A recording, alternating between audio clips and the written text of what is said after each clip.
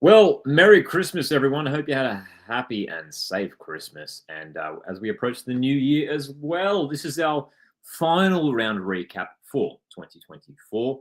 And we're going to be discussing all of the action from round 10. Plenty to talk about as well. Wanderers defeating Adelaide as Adelaide's first loss of the season. A big away win for Macarthur FC. Wellington Phoenix getting back to winning ways against Newcastle Jets.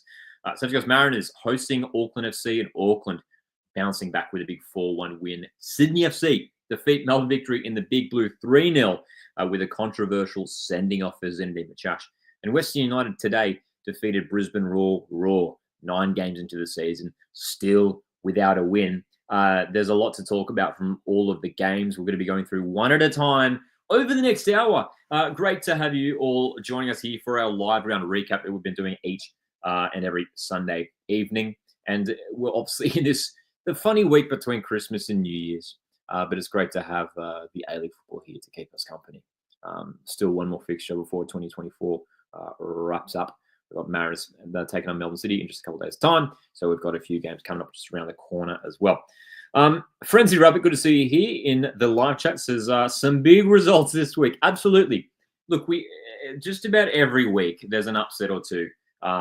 So there's going to be a lot to talk about and a lot to dissect. Some really fascinating results. Some teams performing very, very well at the moment on some good form, and some teams seriously struggling. And this is going to be an interesting, I think, live stream as well, considering we've got the January transfer window, which is just a couple of weeks away. I believe it opens around the middle of January, so it's not at the very start of the month, but around mid-Jan is when moves will begin to be made. So great to see Master FUT here in the chat as well. EB Gamer is here. Welcome everyone. Great to see you all here in the live chat. Thanks for joining us. Hit the like button as well to support the channel. You can also consider sending through a super chat. Master FUT here, Wellington Phoenix fan, of course. Says Costa Barbarousa's goal of the season. I mean, it may well be up there. There's been some crackers this season. We look at Ariaf Piol's goal against Sydney FC earlier on, but Barbarouses, I mean, surely that's the goal of the round. Scoring from the center circle, fantastic. Teo's here in the live chat. Welcome. Also says great goal from Costa, indeed. Plenty to go through as well, including that Wellington game where Costa Barbarousa's goal helped Wellington Phoenix to that win over Newcastle Jets. All right, let's dive into it, and we will go through one at a time, starting from the Friday night games. We had 2 games on Friday night in the A-League men's. Adelaide United 2, Western Sydney Wanderers 3. It is the Reds' first loss of the season. It's been a great start for Adelaide United heading into this game, high on confidence after some big results. They defeated Central Coast Mariners 4-0 a couple of weeks ago. Obviously, last week they had that 3-3 draw with Sydney FC. Probably disappointed that they went up to win that game. And in this game, they started really well. They had a 2-goal lead after 34 minutes. Ethan Alagic getting his first A-League goal after, I believe it's something like 50 appearances. 50 appearances for Ethan Alagic. Archie Goodwin grabbing another one as well. Archie Goodwin has been very good for Adelaide United. Obviously, a new signing from Newcastle Jets. He's been fantastic, and another goal for him in this game. 2-goal lead after 34 minutes. You had the sense that, okay, yep, Adelaide will surely cruise through at home here. Western Sydney Wanderers turning it around, and it started at the very end of the first half, in first half stoppage time. Marcus Antonsen, who was given a start here, a rare start for the Swedish striker, getting one back. And I think that was so vital to this game for West Sydney Wanderers because it gave them that little bit of momentum. And it took them only 4 minutes into the second half. Brandon Barella getting one back. Barella's been in fantastic form. A little bit of maybe a defensive, well, probably the first 2 goals, you could say, defensive mishaps for Adelaide United. So perhaps some work to be done at the back for the Reds. Bojidar Kryav scoring at the end to win it. What a result for Western Sydney Wanderers. So in terms of Western Sydney and how they're tracking at the moment, we will take a quick glance at the ladder because this is an important result for them because they are now 3 wins in the last 4 games. And look, there has been some already this season, some frustration from some of the Wanderers fans in the early rounds. The results weren't really going their way. They now sit 7th on the ladder, 4 wins, 2 draws, 3 losses. they've grabbed some impressive victories, especially on the road now. 3-2 against Adelaide, and even a few weeks ago, 2-0 away to Melbourne City. They're capable of grabbing these big results, and the team that they're deploying is looking very strong at the moment. Obviously, the big talking point, as always, is Juan Mata, and again, he didn't start in this game, did come off the bench. But Borrello, Anderson leading the line in this game, so Sapsford did start on the bench in this one. That was sort of the one major change as well. The starting lineup for Wanderers. Priestman did also start ahead of Kraev in a wide position as well. But like Borrello's been great, Milanovic has been great. Dylan Shikluna has been awesome as well. Some concerns over a knee injury perhaps for Dylan Shikluna. We'll certainly keep an eye on that one because he's been great for the last few weeks as well. Marcus here in the live chat says Shikluna ACL confirmed. Big loss. I mean, if that would be an absolute massive blow, hey, for Dylan Shikluna to miss out the whole season because he's made a great start to this campaign and has become a pretty integral part to Western Sydney Wanderers. So in terms of the setup for Western Sydney, I mean, especially impressive, I think, as well, considering some of the injuries they have. At the back, Zhong Tae-wook, Anthony Pantanzopoulos, Aiden Simmons, these guys all currently missing for Western Sydney Wanderers. Dylan Pelikanos has been slotting in at centre back and has been doing a decent job as well. So it's almost a bit of a makeshift defense a little bit for Western Sydney Wanderers, and credit to them for really digging deep and grabbing the result here. Adelaide United, I mean, concerning for them. I mean, they've been so good this season, and I think they will still be very, very strong this season, Adelaide United. But despite such a good start to the season, there clearly is still maybe a few things to be worked on. For that first goal, the way that Antonsen sort of evaded Bart Breens so easily was a bit concerning. And then even the second goal, the set piece was sort of bouncing around. Borrello pokes it home. Easily could have been cleared as well. So, yeah. EB Gamer here in the live chat mentions, asks, is Milos Degenek going to Wanderers or is he just linked? Nothing confirmed from what I've seen. There's been reports from Europe that Wanderers are apparently keen to bring Milos Degenek to the club, Socceroos defender. Great signing. It would be a great signing if it happens. It would be a fantastic signing. We'll see if it comes off. We don't know, but Milos Degenek, that would be a fantastic signing, not just for the Wanderers, but for the A-League as well. Obviously, Socceroos defender. He was in the most recent Socceroos squad after missing out for a little while. So, yeah. So in terms of that defensive setup for Wanderers, considering that they're missing sort of a handful of players still, very, very impressive. And Adelaide United, again, like a strong lineup, Zach Clough, Stefan Mork, Falani was starting, Goodwin's been in good form, Aligic with another good game as well. But again, I think they'll be bitterly disappointed now that they've got, this loss at home. But now there's a bit of a trend that's developing just a little bit where Wanderers have now, they had a 2-goal lead against Sydney FC for most of that game. They ended up drawing 3-3. And then even a few weeks ago, they drew 2-2 with Perth Glory at home. So it's an interesting thing too, because there's a great crowd in attendance at Cooper Stadium for this game as well. And you thought with all these factors, they've got the lead, they've got the fans there. Surely they'll be able to run away with it. But is there maybe something still holding Adelaide United back? Is something still going on there? So Carver will be really eager to fix things up there, and I'm sure he'll be bitterly disappointed with his team again, dropping the lead and losing this game, their first loss of the season. Having a look at the ladder, the Reds still sit in a great position. They're second on the ladder, but now they're 4 points behind Auckland FC, just 1 point ahead of Melbourne Victory, who are just behind them. West Sydney Wanderers, with this win, they now go to 7th on the ladder. 4 wins, 2 draws, 3 losses. Plenty of goals when it comes to Western Sydney Wanderers this season. 22 scored, 17 conceded. So it is a fair number of goals to concede after just 9 games for them. But I think, again, Wanderers just starting to build nicely. The win against Wellington last week. This is a team who, especially some of these key players, and again, Borrello, Milanovic, I want to highlight those 2 guys who have been so good this season up to this point.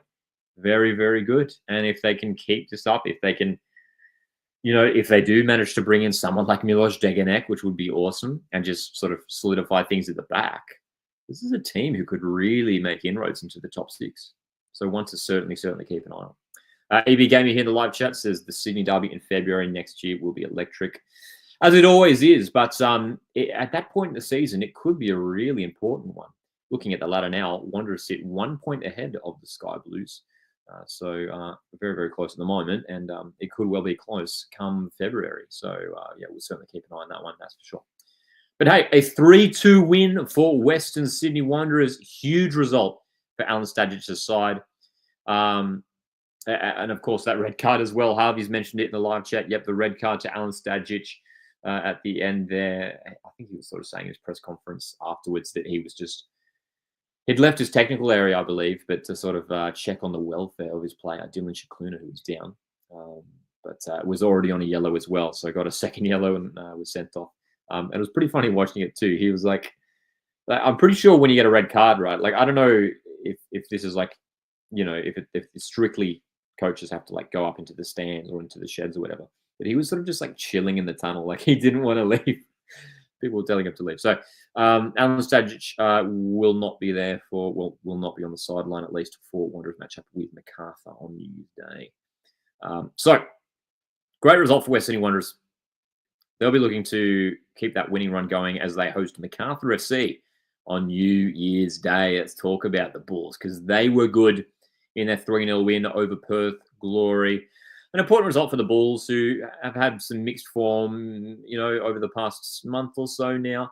You know, some wins here and there, some draws that maybe they should have performed better in, maybe should have, you know, grabbed the win in some of those draws. This one was good from Macarthur. They were clinical. They took their opportunities. Jed Drew with a double. I really rate this guy, man. Jed Drew, he's one of the more underrated wingers in this league. He's made a great start to this season. He is obviously pace is probably his biggest attribute. But I think one of the things that he's sort of taken to the next level is his crossing ability. We see the way he whips in the balls for like Jermaine or Yakulic arriving at the far post. This guy is a top player and did really well to take his 2 goals. You know, 2 nice finishes.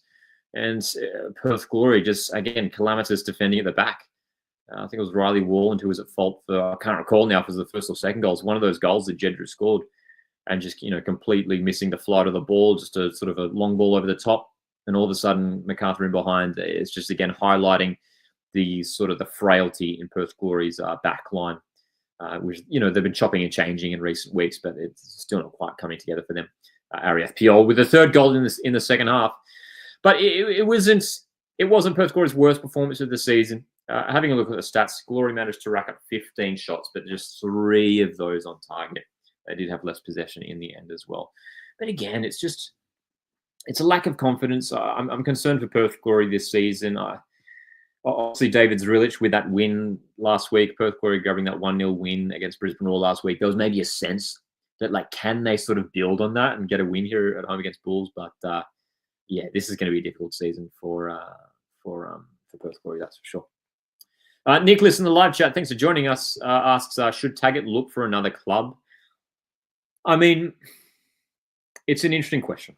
It is an interesting question. I mean, Adam Taggart won the Golden Boot at a Perth Glory side that they did finish last season, of course, and he won the Golden Boot.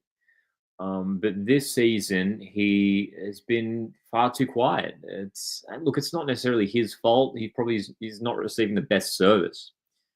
I mean, what do you guys think? Should Taggart look for another club? I mean, if just for hypothetical here, if we can dream for a second here, folks. I mean, what sort of club? Like, if Taggart was going to score, like, you know, 20, 25 goals a season, what would be the best club for him? Where would he really flourish? I mean, maybe somewhere like Melbourne Victory, who have a string of fantastic creative players in the final third. Even someone like Sydney FC, dude. Like, just dreaming. I mean, if he was at like a Sydney FC, at a Melbourne Victory, even if he was at like Melbourne City, who need a striker at the moment as well, man, he would be scoring goals all over the place. He's obviously a fantastic player, and when he gets the opportunity, he usually takes it. You know, and that's why he won the Golden Boot last season, despite his team finishing bottom of the table. Should Taggart look for another club? I'd love to see him stick with him. Look, it's sort of one of the brights, or not brights, but it's one of like the hopes, you know, Perth Glory fans are out there saying, "Help me, Adam Taggart. You're my only hope." So there's your Star Wars reference for the night for you. So I'd love to see him stick around. I'd love to see him stick around. Yeah. Melbourne City, says Nicholas, potentially. I mean, that would be a good signing for Melbourne City. That's for sure. I mean, anyone would like Adam Taggart at the club. That's for sure. Frenzy Rabbit also asks, could Taggart help the Mariners with their lack of scoring? Dude, as a Mariners fan, I would go crazy if we signed Adam Taggart. It's not going to happen, but hey, if it did, I would love that, and I think that would turn around because I think maybe that's what Mariners have been lacking a little bit, just like a clinical goal scorer at the moment. So yeah. Marcus says Perth Glory apparently want to offload Adam Taggart. I haven't seen anything like confirming that, but I have seen like chat about that online. So I don't know sort of if there's any validity to that. But what we do know with Perth Glory at the moment, what's been happening the last couple of weeks is they have been letting players go, and I'm sure we'll expect more players to go in January. The two signings, the players that came over from South America in Christian Caicedo and Luis Kanga have both departed the club. Just did not work out with those guys. It was announced just this past weekend that Mustafa Amini has also departed the club as well. These are the contract terminations, I believe. So those players have been let go already. It'll be interesting to see what Perth Glory do in the January transfer window. How much work are they able to do? Yeah.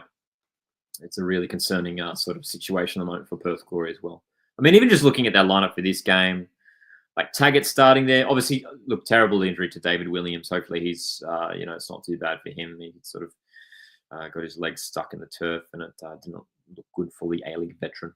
But again, like Gamulka and Pennington in midfield, like two decent midfielders there, but they've got too many players that I think David Drillich was sort of saying in his press conference anyway, that like they just like don't have the A-League experience. And I think that's the thing that maybe is hurting Perth Glory at the moment. And that's why I think, the signing of Tommy Michello was a good one to help bring that bit of A-League experience in there. And he's the guy who's, he's been successful at Perth Glory in the past as well. So just lacking, a couple more signings might help turn things around a little bit, but I don't see too much help. G'day to New Jets football in the live chat says, great win for the Bulls. They need to build momentum from this. Yeah. And I think, let's look at the ladder because the Bulls are in a good position as well. They're fourth on the table. Yes, they have played 10 games. That is more than most. 4 wins, 3 draws, 3 losses.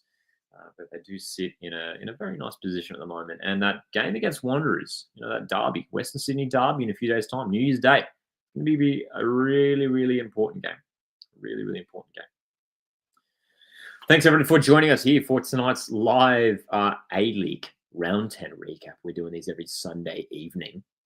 We're going through each game one at a time. Hit the like button to support. You can also consider sending through a super chat.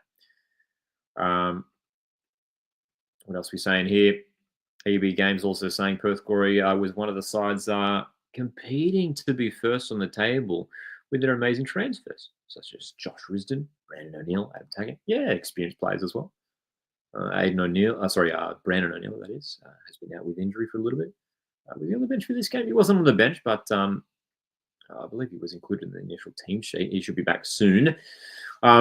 But yeah, it's not coming together. So again, there's still pressure on David Drillich. I think there is. The results have to start coming for them, man. They really do have to start coming. Yeah. So that's certainly concerning at Perth Glory still, especially with these heavy home defeats. You'd think at home that's sort of where maybe they'd have a bit more hope, a bit more of a chance to get a result, but they're not even scoring goals at home, hey? Not even scoring goals. Nicholas says Sale should leave as well. Yeah, I mean, especially if he's just sitting on the bench. I think he's better than that. I think back to when Ollie Sale was at Wellington Phoenix. He was really, really good for them, man. He was really, really good. All right, we are going to roll on to the next game, and it's time to talk about, well, Sam here's brought up his Newcastle Jets. Let's talk about the Jets because they travelled to New Zealand once again. This is the second trip to New Zealand for the Jets. They lost to Auckland early on in the season. Wellington Phoenix, I mean, they needed a response after a few consecutive losses, 3 consecutive losses heading into this weekend for the Knicks. They grabbed the win. Very important win. But Sam here, who is a Jets fan, says, sucks that the Jets have only had 2 home games, as your night round doesn't count. Indeed, it doesn't. And also, I hate the bye as it's ruined our confidence as we beat the Bulls, then lost to Perth, and had a bye and lost. Yes, that's worth pointing out, dude. Like, even from a Mariners fan, I feel for Jets.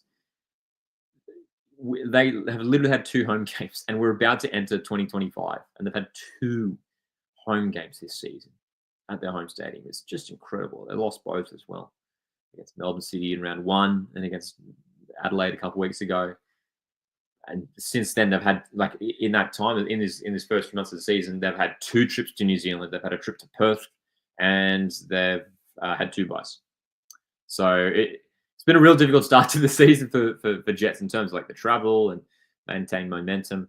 They do sit 11th on the ladder with 2 wins, and it's 6 losses at this point for Newcastle Jets. Still without a draw, interestingly enough. But this game was interesting, man. Let's talk about it, because Wellington, well, first of all, Costa Barbarouses. I mean, this guy's just an A-League legend, but one of the best goals that he has scored in this great competition. Scoring from the center circle, what a hit, catching Ryan Scott out. Fantastic. Palaretre with the seconds just prior to the hour mark, and then Ben Gibson pulling one back for the Jets as well. That's right, Costa Barbarouses with the exclamation marks from Master APT. Fantastic. Newy Jets here says, Gibson again on the score sheet. Total dominance from us, I believe. After that first goal, we held possession so well and peppered Phoenix's goal. So frustrating we didn't get anything out of this game. Absolutely. Yeah. I think, of course, as Newy Jets says here, it's just frustrating. I think that's sort of the key term for Jets fans, especially considering, that big win against Perth Glory a couple of weeks ago. And you look at the stats here as well from Google. I mean, Jets managed 20 shots in this game, 56% possession. And Phoenix really sort of sat back, especially after that first goal, that first half. They sort of, even then, were sitting back quite a lot. And Newcastle Jets creating opportunities, creating chances, but not able to take them. And you look at that Jets front line again, Ben Gibson on the score sheet there. Eli Adams, Taylor, Aquilina, these guys, creative players who actually, I think are playing pretty well at the moment. So again, Jets are one of these teams where it's like, yes, they are like 11th on the table, but they have the potential to be higher than this. And I think maybe with a run of home games coming up that they will push up the ladder. Luke in the live chat says Bayliss was phenomenal for the Jets. Watching live, big positive for them despite their loss. All right, yes, another start for Lockie Bayliss. No Costa Grozos in the lineup for Jets, so Bayliss did start again. And he had a couple of shots on goal too. So another promising young player over there at the Jets, who obviously I'm pretty sure they have the youngest team in the league. If I'm not mistaken. Plenty of young guys getting a run at Jets this season, that's for sure. Newy Jets mentions here, interesting that we haven't had a draw. Yeah, last year we had plenty of draws, says Newy Jets. Yeah, it's funny, isn't it? I mean, like the 2 wins, and the 2 wins were away to Macarthur and away to Perth Glory. And then aside from that, 6 losses. So they have to try and improve Newcastle Jets. They're going to try and score more goals. They've only grabbed 9 goals in 8 games. They haven't conceded 13 goals in 8 games, which isn't awful, but they're going to try and find a way to start grabbing more points, because 6 points after 8 games isn't great, that's for sure. Isn't great. Well, here's a fun fact from Sam as well in the chat. It says Jets don't have a single player over 30. Is that right? Is that right? There you go. Very full squad indeed. Sam Thornton here as well. Says only the Jets could concede a goal from halfway in the 2nd minute. But seriously, what has happened to Natta? He hasn't been playing the same as he did before. So I wonder what's going on. I still think he's all right, Mark Natta, but he gave away the ball for that Phoenix goal, didn't he? He did indeed. And as Frenzied Rabbit says here as well in the live chat, with a better run of home games, I can see Jets improving a whole bunch in the new year. Yeah. Let's have a look at it, actually. Let's pull up Newcastle Jets' fixture list. They've had a really awful run for the first few months of the season. Newcastle Jets coming up in the new year, January 4, host Sydney FC, away to Brisbane, hosting Macarthur SC, and then away to Western, and then hosting Perth Glory. So that's 3 home games coming up in January. They'll look at some of those games as winnable games. I think they will indeed. They will indeed. So a few more home games coming up for Newcastle Jets in the new year. There we go. Hunter here as well in the live chat. Thanks for joining us tonight. Says, love to see Ben Gibson start more for Newey. It'll be interesting who we get / lose in January, if anyone. Yeah, I mean, Newcastle just one of these sides that I don't know if we'll see too much movement at. The team feels pretty consistent at the moment, don't they? They've still got a few players out with injury who could return and have an impact, obviously, but I don't mind the squad they have. They could maybe use it. I mean, as Sam mentioned earlier, just don't have a single player over 30. Maybe that little bit of experience might help. Maybe bringing in an experienced, maybe an experienced defender, maybe, someone else in midfield might help them. Like maybe like a solid number 6. Like maybe that's what Jets are missing at the moment, a solid number 6. I know Costa Grossos kind of plays that position, but maybe a real sort of, real tough sort of player in the middle of the park might help the Jets going forward. So that might be one area to look at as well. That's for sure. Marcus says, I would love to see Robbie Stanton rotate the squad with such a young team. He should give everyone a good amount of game time. Yeah, and they've got a few more young guys on the bench here who made an appearance in this game. Will Dobson, Justin Vidic as well, who made an appearance in this game as well. But look, to turn it to Wellington Phoenix as well, important result for them. Very, very important result. Wellington Phoenix were 3 losses on the trot, very uncharacteristic for the Knicks. They are now in 9th place, 4 wins, 1 draw, 4 losses, 12 scored, 12 conceded. So still sitting in sort of an interesting position in the middle of the table, Wellington Phoenix. But I still rate them, man. I still think they'll be a strong team this year. And I still like them to play in 2020. Yeah. Alizal, thanks as always in the live chat. Great to see you here. Says, hot take. Newey Jets have been just as bad as Brisbane and Perth. I don't think they've been as bad as Perth. We will obviously talk about Brisbane Roar a little bit later as well. I still think Perth are probably the worst team in the competition right now. They're not necessarily sitting bottom of the table. Jets have shown promise. Jets have had good passages of play in most of their games, to be fair. They have. And I thought against Wellington, I mean, as we looked up before, 20 shots, they had chances, man. They did have chances. But, 1 goal from 20 shots isn't good enough. It isn't good enough. All right. Wellington Phoenix, important win for them. As we just said, they'll look to bounce to keep this run going as well. They've got Melbourne City away next round before hosting Adelaide United in January. All right, thanks for joining us for our A-League Round 10 live recap. We're doing this every Sunday evening. Hit the like button, support the channel. Appreciate you guys tuning in as always, man. You can also consider sending through a super chat. Next up, let's talk about, we've got a few more games to talk about, but I mean, regrettably, we are going to talk about Mariners losing to Auckland FC. Let's bring that up. Because, I mean, well, Auckland, look, a bit of like skepticism maybe around Auckland heading into this game. That big 4-0 loss at home to Western last week. Everyone was like, oh, Auckland, is the honeymoon period over? Is the, sort of the excitement worn off after a few rounds? But Auckland responded emphatically and defeated Newcastle Mariners at a sunny Industry Group Stadium, 4-1. I was at this game, and yeah, it was pretty demoralizing as a Mariners fan. But I mean, Auckland were just too good. Like, I think that was part of it. I mean, Mariners obviously could have been better, could have taken our chances, could have done better in front of goal. But Auckland are a top team. A couple couple for Auckland FC as well. Tommy Smith coming at the back, so Sakai moved out to right back. I think that was a good change. Liam Gillian was very dangerous on the left, man. Jake Brimmer was lively and scored a great goal. Great finish from Jake Brimmer.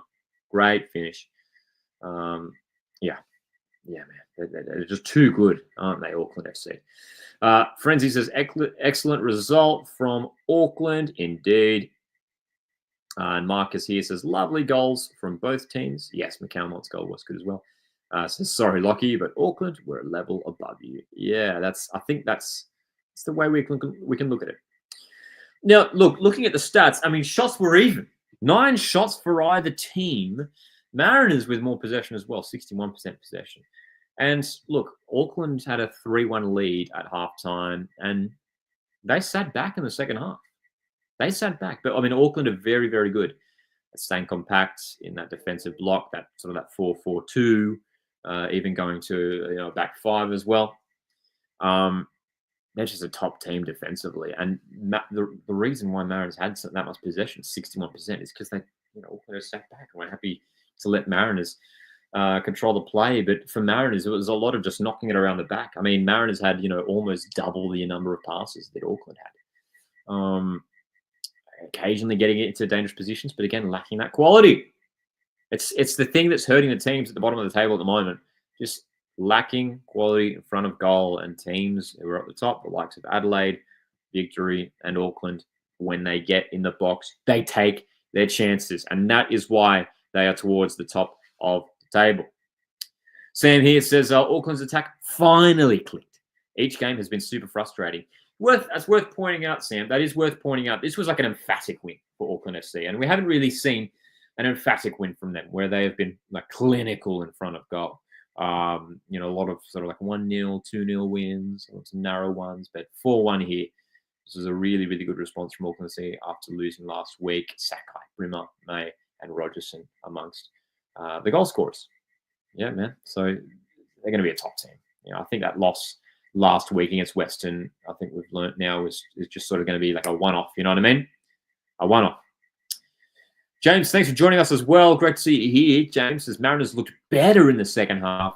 Not sure what they are doing shipping 3 in the first half. Was that some formation experiment? Well, I do want to talk about it, and we will be putting out a full review of this game on the Coast Football YouTube channel later tonight, so make sure to keep an eye for that one. So Mariners, look, Trent Sainsbury, great to see him back. His first start in the A-League for a long, long time.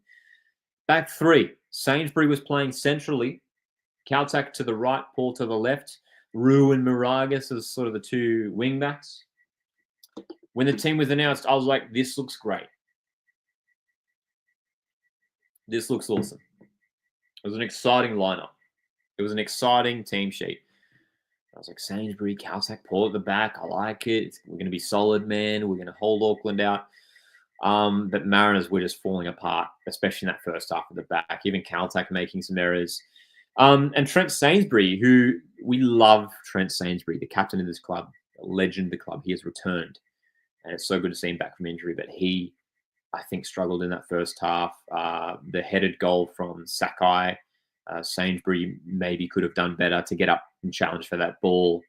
A little bit disappointing there. And look, Mark Jackson made the brave call to bring Sainsbury off the pitch. Huge call from Mark Jackson to bring the club captain who's returning from injury, his first start in over a decade, and he brings him off at halftime. I don't mind it. Look, it might just take some time. Obviously, hey, we should say we love Trent Sainsbury. He's a fantastic defender, but it might just take a few weeks for him to get up to speed again in the A-League. But I'm sure he will bounce back. That's for sure. But yeah, it was interesting seeing that back 3. I don't mind when we play back 3, but you did see we went to a back 4 in the second half with Sainsbury going off, and we looked a bit more dangerous going forward, I think, with that back 4. So it'll be interesting to see what Mariners lineup is deployed for the Melbourne City game on New Year's Eve. Who drops out? I think Nathan Paul has been playing well. So does he maintain a position? Does Sainsbury start on the bench? It's interesting. It is interesting, that is for sure. Troy says, hi, Lockie. Hi, Troy. What did Jacko say in his post-match press conference? Yeah, I mean, it was interesting. I recommend you guys check it out if you want to get some insight on sort of what's happening at the moment with the Mariners and what Mark Jackson, the head coach, is thinking about the current situation. There was some interesting comments from Mark Jackson in his post-match press conference. He talked about how he wasn't happy with, I'm sort of paraphrasing, I can't remember the exact quote, but he wasn't happy with some of the preparations from some of the players in the lead up to this game.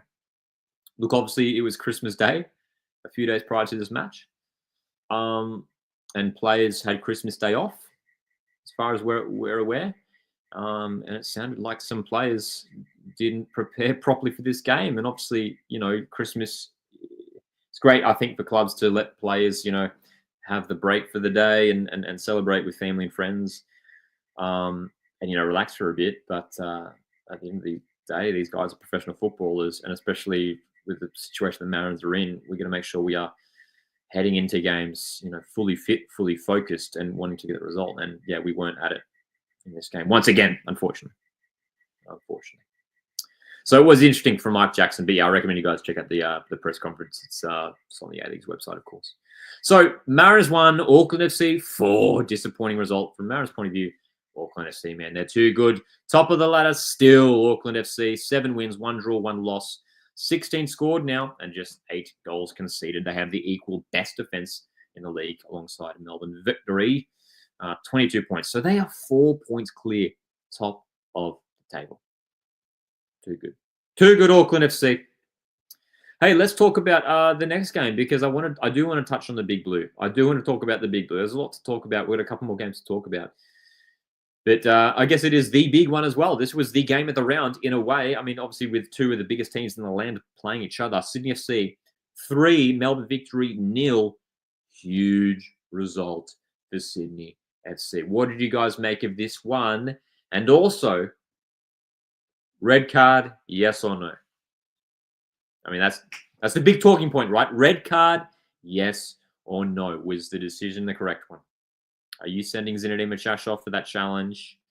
Yes or no? Cheap here in the live chat says not a red. Marcus says easy win. Sam says not a red. Owen says not a red. It seems like the consensus is that there's not a red. I mean, from most people online, a lot of people saying that they don't think it's a red card. I haven't seen many people say that it is a red card. Troy says not a red. Marcus is a Sydney FC fan and says yes, studs on JCP.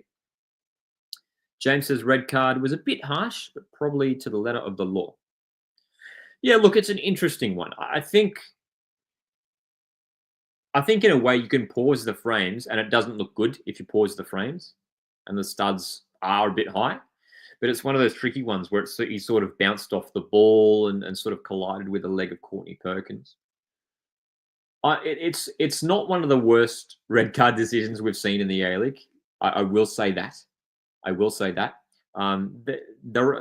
There is maybe a bit of content with this, a bit of contact with the studs on the leg of Jordan Courtney Perkins, but it was sort of borderline. Like, I think if it had just been given a yellow, I think everyone would have been pretty cool with it. Hey, yeah.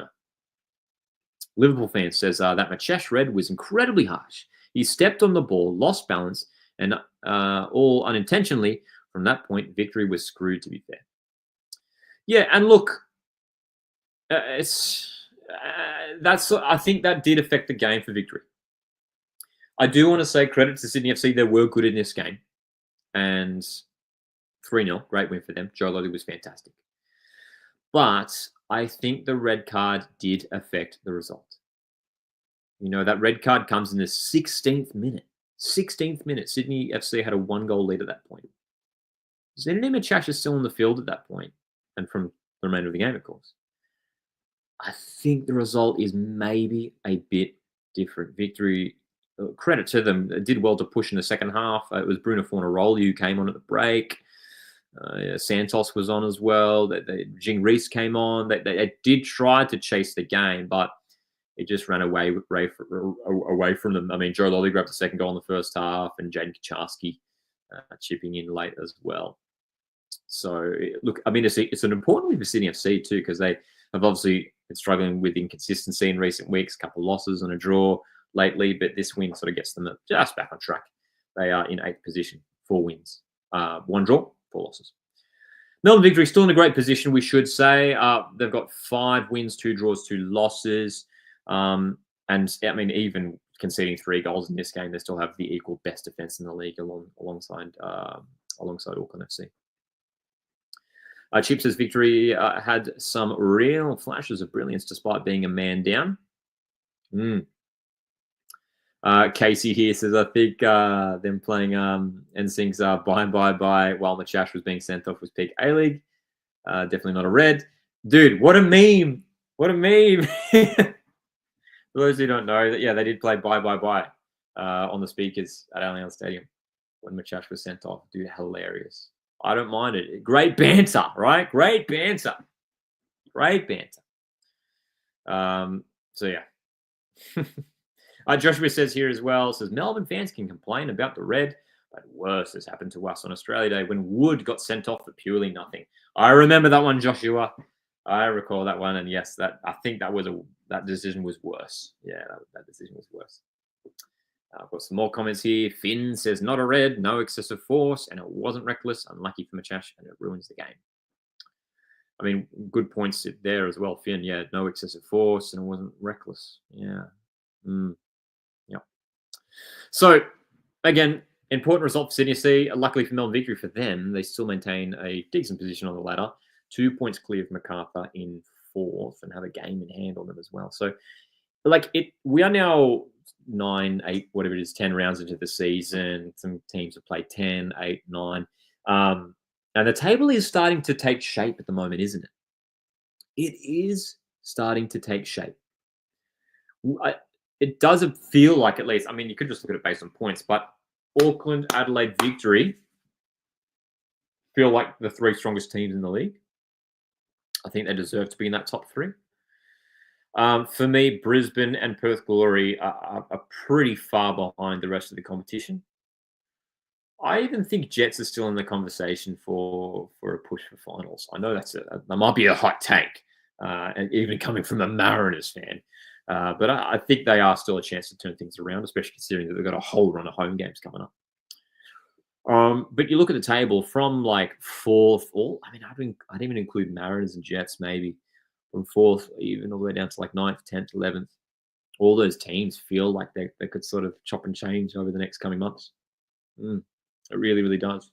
Really, really does. Yeah. Troy says Western in front of City is wild. Yeah, I mean, Western 5th on the ladder, ahead of City.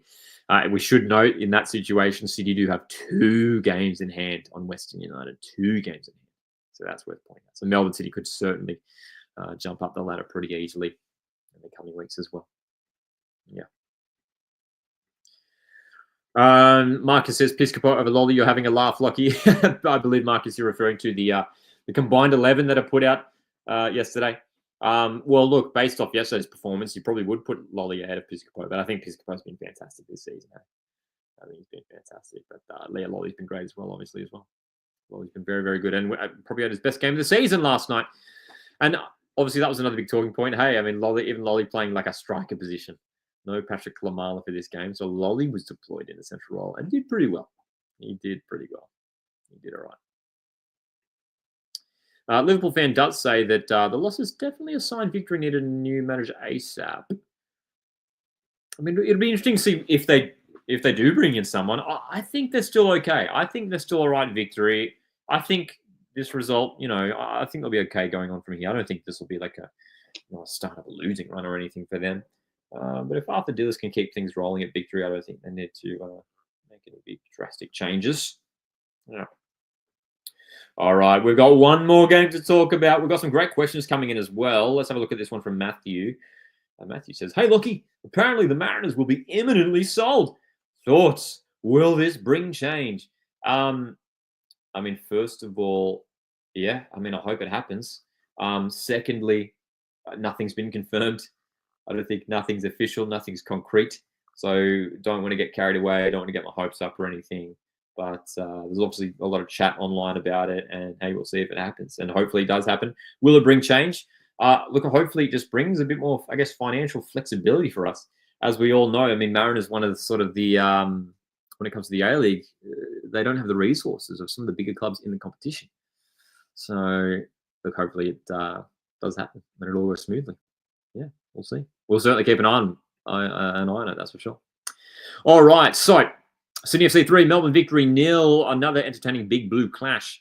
Time to talk about the final game of the round. And we did a live watch-along for this one this afternoon. Thanks to everyone who joined us earlier this Savo for some Sunday Arvo football. Western United 1, Brisbane Roar 0. Brisbane still without a win this A-League season. What is going on at Brisbane Roar. I mean, a lot of the focus in the last few weeks has been Perth boring, man, losing games. They defeated Brisbane Roar last week. Big result for them. But now, sort of the attention is turning to Brisbane Roar, and it's like, what's going wrong? And I'm asking you guys, because I don't know what's going wrong. Because you look at this team, and it's not bad.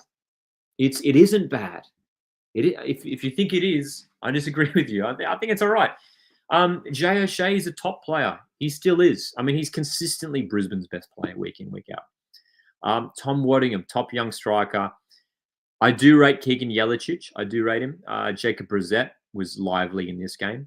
I think Waleed Shaw is a good defensive midfielder as well. Lucas Harrington, 17 years of age, isn't he? He's been doing all right at the back as well. So, it's a decent team, and they've got some experience on the bench as well. Yeah, I don't know. I mean, well, Marcus here says lack of experience. It says only O'Shea, Berenguer, and Halloran. Yeah, I mean, well, I guess Jack Hingett as well, probably another experienced one, but Scotty Neville as well, defenders on the bench. Maybe that's part of it, Marcus. Maybe that's part of it.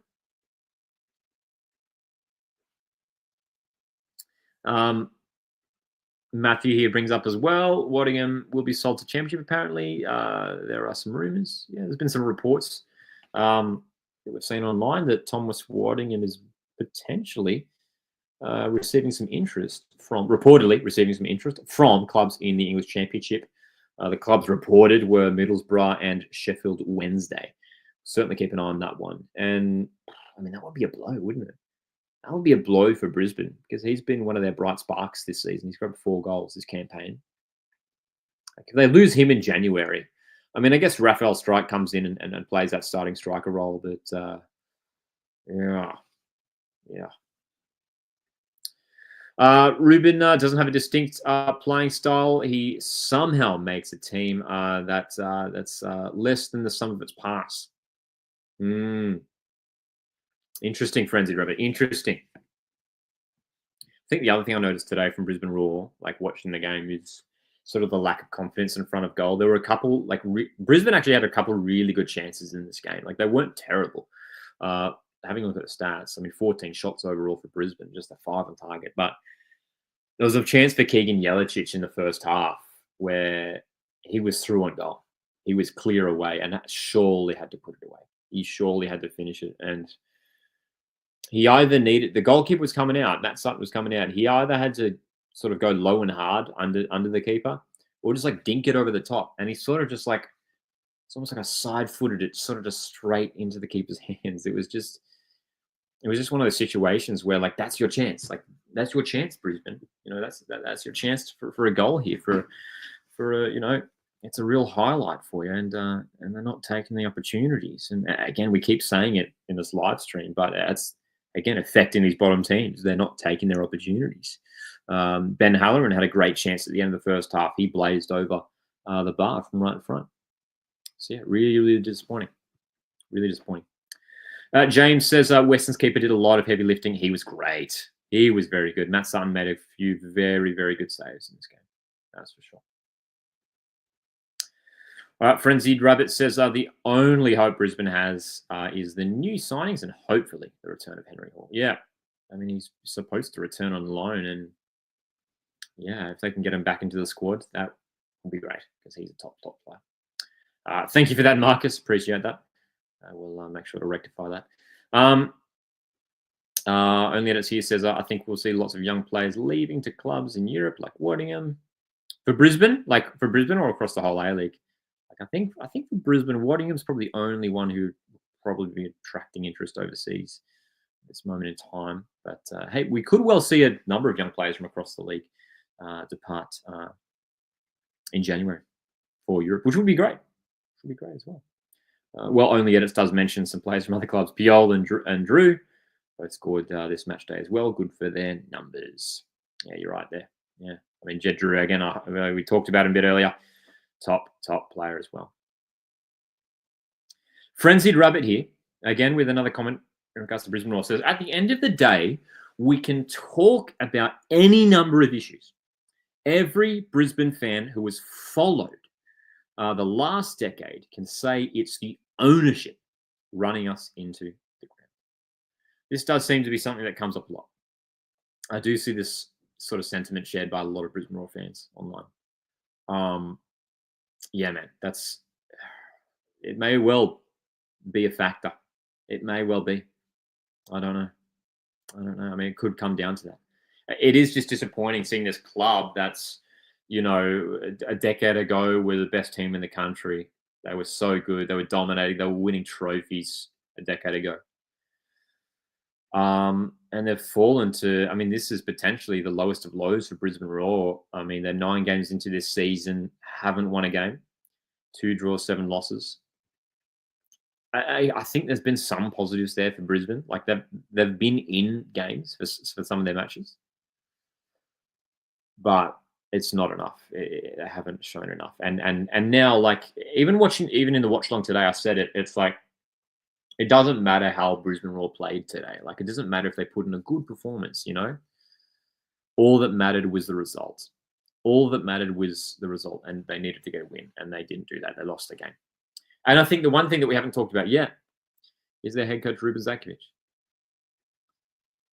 I'm pretty sure I said this last week, but I would be very surprised if Ruben Zakovic is still in charge of Brisbane Roar in the year 2025. I'd be very, very surprised. I think they have to make a change.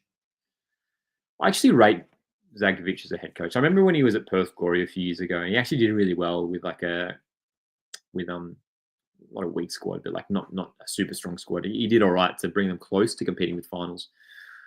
But something's clearly not working here. He's been at the club for like a year now, pretty much. And yeah, I mean, the start to the season it's like seriously slipping away.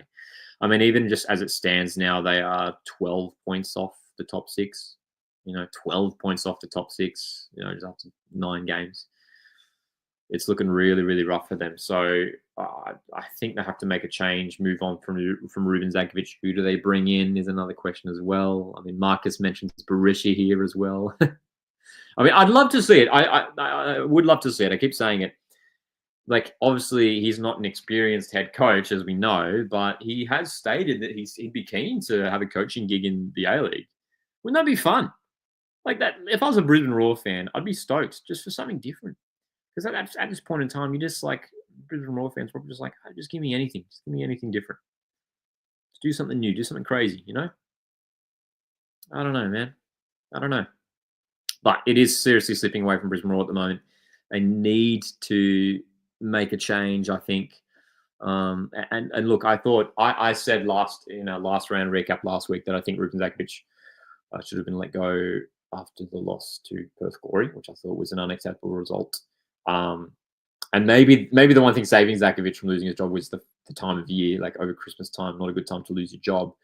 But now another loss for Brisbane Roar, and yeah, I mean, if he is still in charge, like every loss from here, it's just gonna the pressure's gonna just gonna compound, and the fans are just gonna get so restless. So surely a decision has to be made sooner than later.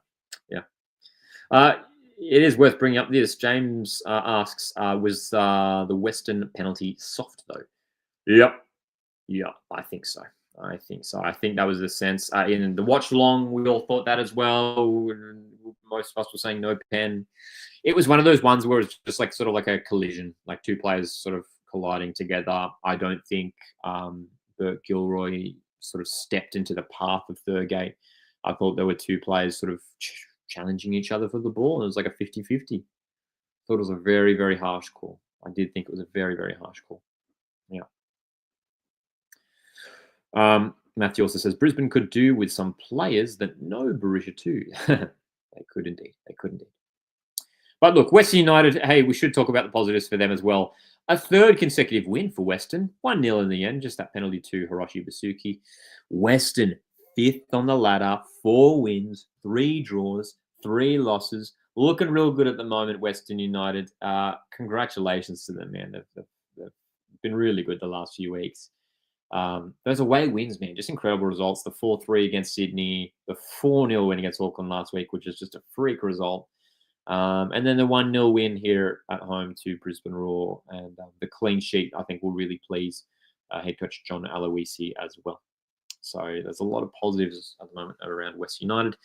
They're a tricky team. I don't think anyone would want to face Western United at the moment. They've got Melbourne City coming up next, and those two teams next to each other on the ladder. That will be an interesting matchup, that is for sure.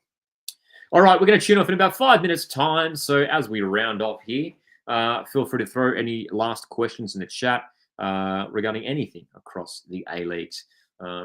It's been a fascinating first few months of this season. We'll, of course, be continuing our round recaps into the new year as well. We will also take a quick look at the upcoming fixtures for round 11.